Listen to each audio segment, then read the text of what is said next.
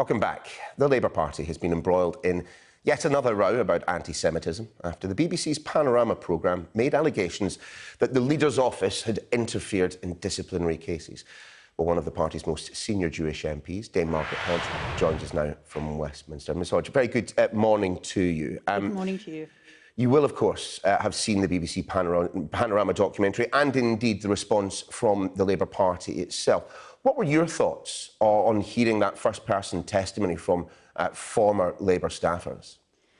I mean, to be honest, Niall, it's hard to express what I'm feeling because I was, of course, devastated by it.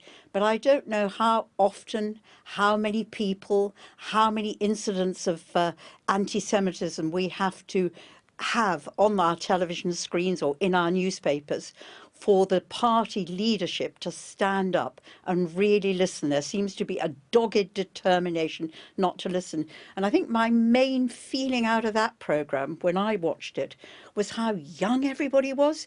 These are young, committed, idealistic Labour Party activists and Labour Party workers, and they have been crushed by what has happened to them. And the final thing I felt was it was utterly deplorable and a complete abuse of power for the leadership's reaction simply to try and pursue these people with lawyers and trying to shut them up. I used to chair the Public Accounts Committee. And in those days, whistleblowers were really important to revealing all sorts of stuff to us. And I well remember when we had the Luxembourg leaks about tax avoidance or the Falciana leaks about tax avoidance in Switzerland, both PricewaterhouseCoopers and HSBC responding by taking action against the whistleblowers, trying to shut them up. I never thought that my Labour Party would do the same about whistleblowers trying to expose and deal with racism in the Labour Party. The response from the Labour Party, specifically about those whistleblowers, as you described them, is to call them disaffected staffers with political axes to grind. Well, I think anybody who watched that programme would have seen that they're committed, honest people with integrity who care about the Labour Party. And the fact that 3 of them in that programme had been driven into mental health conditions, one had had a breakdown, one had suffered from depression, and one had contemplated suicide. For the Labour Party hierarchy, for the leadership of the Labour Party to dismiss that as disaffected workers, I think is intolerable and unacceptable. It's a real abuse of power, and I think the Labour Party should really reflect and think again. Stop this dogged determination to ignore. Stop thinking they've got everything right and they don't have to listen to the rest of us. Stop being blinkered about it and pursuing the project at the expense of really fighting racism within the party. I mean, the Labour Party itself is pretty categorical about this. They've doubled the number of staffers that are working on complaints. Actually, when you analyse the number of members that this refers to, it's an infinitesimally small percentage of the overall party, that some of these allegations have been politicised. I mean, what more could the party do? Say that last bit again? I said, some of the allegations have been publicised. What more then? Given the doubling of the staffers, the tiny fraction of Labour members that this references, I mean, what more can the party actually do? Now, it's about a year since I first confronted Jeremy Corbyn about the issue in the lobby of the House of Commons. It's coming up to the anniversary of the year. And the terrible truth is that in that year, things have got worse. And I can tell you from my own social media, you can see from people coming, that in the papers today, you have another whistleblower, you have some more cases in the papers. Day after day after day, more cases are coming out. What can the Labour Party do? Well, it's very easy. I think the first thing I would do is adopt the Alistair Campbell code of disciplinary code, the Alistair Campbell disciplinary code, let's call it that, so that if there is a clear instance of anti-Semitism, and a lot of these are absolutely blatant and obvious, if that happens, then you immediately expel and the individual would have the right of appeal. That's the first thing I do. The second thing that I would do is immediately adopt a totally independent complaints mechanism. because it is clear that the current mechanism has been abused. It's been corrupted by political influence from the leader's office and from the leadership of the Labour Party, and it no longer holds good. Third, I would stop this action against the whistleblowers. That is outrageous. We cannot have that. And fourth, I would do what Tom Watson has been calling for. We're in a really serious position. This is deeply damaging to Labour's prospects. We're being investigated by the EHRC on the grounds of anti-Semitism, and none of us know what the party is saying on all our behalfs to the the commission. So I would publish that in the way that Tom Watson has been asking us to, so that we have real openness instead of secrecy. We have that, and we transform that culture, which at the moment I think is so deeply damaging to the Labour Party. We used to be a tolerant party. We've become an intolerant party. We used to be open and democratic. We've now become secretive, and we've become intimidating. We used to be anti-racist, and we are now allowing a culture of racism to on that point, sorry to interrupt. On that point, I mean, you mentioned the encounter that you had with the leader of your party, you know, called him an anti-Semite and a racist. I mean, do you stand by that?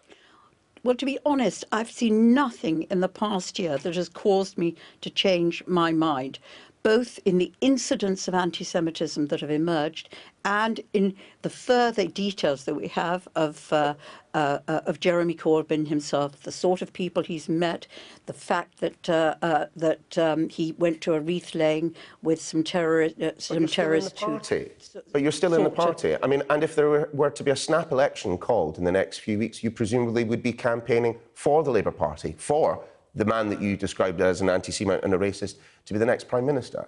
Listen, I've been a member of the Labour Party for 57 years. It seems a heck of a long time. And for 54 of those 57 years, the party has been one of the most important things in my life, a love of my life. And I've had arguments in it, I've promoted in it, I've worked with it to pursue the values that I have. You don't give up on a relationship just because there have been 3 or 4 years now of a period which I cannot support and I have felt hugely uncomfortable with. I do think we are at a tipping point. I do think that if the leadership doesn't start to listen now, there will be many more people who will feel so uncomfortable within the Labour Party that they can no longer remain within. I myself just feel that it's like a marriage. You've been there. I've been there for 57 years, 54 years of complete happiness. I'm going to fight to keep that party. Dame Margaret, I mean, there are lots of people who would say if you discovered that your husband was an anti-Semite and a racist, that might be grounds to divorce. What I hope to do is to ensure that we go back to the values that brought me into the Labour Party when I first joined. I myself am an immigrant, and that has been a huge, formative influence on my politics and my values. So I joined the party because it was an anti-racist party. I joined the party because it was a tolerant party. I joined the party because it had an international solidarity, which is part of its values. And I'm going to fight for those values. I think you try and bring that party back to the values, not only for me, but actually for my constituents who depend on everything the Labour Party stands for their quality of life and for greater equality and greater fairness in our society. I wonder if I might ask you about your colleague Tom Watson. A number of people have complained about his behaviour this week. Was it right for Tom Watson to criticise Jenny Formby while she was undergoing chemotherapy? We know what Len McCluskey's views are on all of this, and so if we could keep it clean, given that it's not yet 10 o'clock on a Sunday morning. Listen, we all wish Jenny Formby well. It's terrible to have to undergo this treatment. I had a year caring for my husband when he was going through cancer as well, so I know exactly what she's going through. But I have to say that there are more people responsible than Jenny Formby. There's the whole of the National Executive, there's the leader of the party, there's a shadow cabinet. It's regretful that there isn't a member of the shadow cabinet on your programme today to answer some of these issues. The buck doesn't stop with one person. And I actually applaud Tom Watson. He's been calling this out for a long time. He, I think, and I share share this view that we are fighting for the soul of the Labour Party. And I'd just like to say one final thing. I'm writing to the Labour Party all the time about incidents of anti-Semitism. And when Jenny was first ill, I didn't write to her. I wrote to somebody else. And I got a response to that letter saying the matter has been referred to Jenny Formby. So you cannot... it's very difficult in this situation, and I hope that others will now take the lead and leave her to cope with the treatment that she's undergoing. But you cannot fail to deal with this issue. And Tom Watson is absolutely right to be calling this out. This is extremely serious, and it goes to the heart of what the Labour Party stands for and the values that it promotes. Do you think, then, that the Labour Party is structurally, institutionally anti-Semitic now? I think that there is a culture within the Labour Party that has created a tolerance and a tolerance of this form of racism. That is now spread through. You see too much of it. You see it in too high, whether you talk about Chris Williamson, whether you talk about Pete Wilsman, whether you talk about the checks that were done or not done on our candidate in the Peterborough by-election. It is an embedded culture at the top. But what I also know and see is thousands upon thousands of Labour Party members who share the values that I'm talking to you about this morning, who abhor the Jew hate that has now been allowed to sort of come from the fringes into the mainstream of the party. So I think that the Labour Party, it's most people in the Labour Party abhor what is being allowed to happen, what has been given permission to exist in the leadership cohort of the people at the moment running the Labour Party. Dame Margaret Hodge, many thanks for joining us. Thank you. Of course, we did contact the Labour Party and invited them to respond to the latest allegations. They sent us a statement which says the following.